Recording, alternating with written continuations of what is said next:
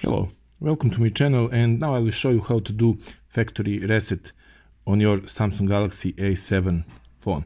What you have to do, go to settings, now scroll down until you see about phone, tap on it, now scroll down and you will see option reset,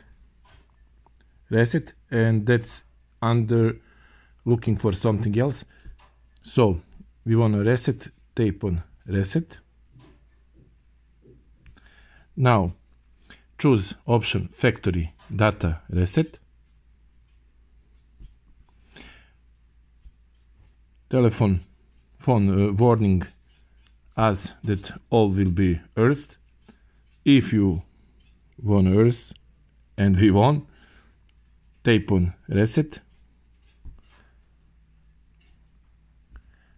Phone warning as again, we will choose delete all, and here it is, the phone starting factory reset.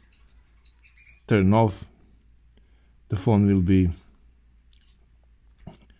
restart again and erase all data. As you can see, erasing is in progress.